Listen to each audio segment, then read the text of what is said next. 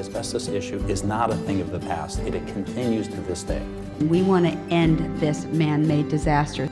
So let's ban asbestos.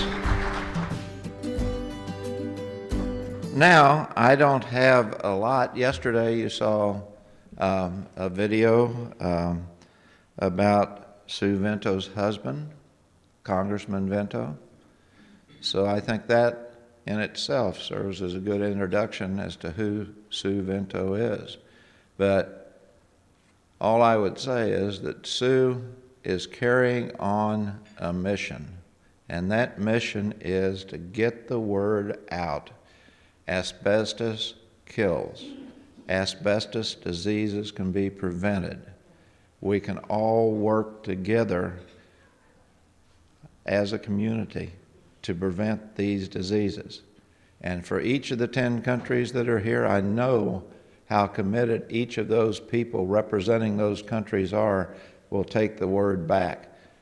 I want to charge the rest of us from the United States to take the word back to our communities.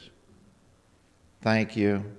And with that, I will introduce the film or the presentation of Sue Vento to make a few comments to all of us. Thank you.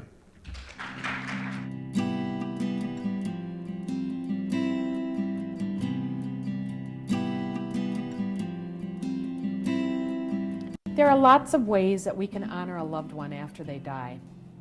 But for me, the most important way to honor Bruce was to make sure that the cause of his death doesn't go unnoticed. In 2001, I was invited to be a part of the Mesothelioma community and to get active in addressing issues related to medical research, an asbestos ban, and greater public awareness. At the time, I think I was probably still in a bit of a fog, that fog of grief and shock. But I also realized how important Bruce's voice was in it, and because he couldn't be there, because I could be there, I just felt it was my responsibility to do what I could to help.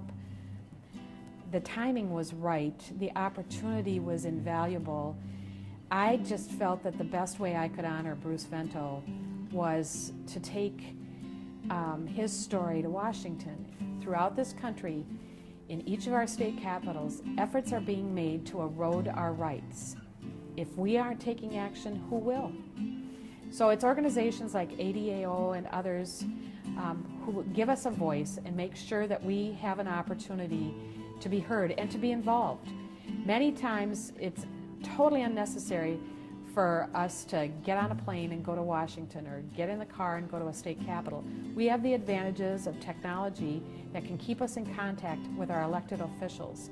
And many times the most effective contact occurs back home when they're in their state or their district offices, when you can go in without great cost to you financially or great cost to you in terms of your health. So I can't stress enough the importance of organizations like this, and I can't stress enough the importance of those who are receiving these diagnoses and their loved ones getting involved and having a voice and making a statement. It's when you put a face and a family's story in front of an elected official that they really start to pay attention.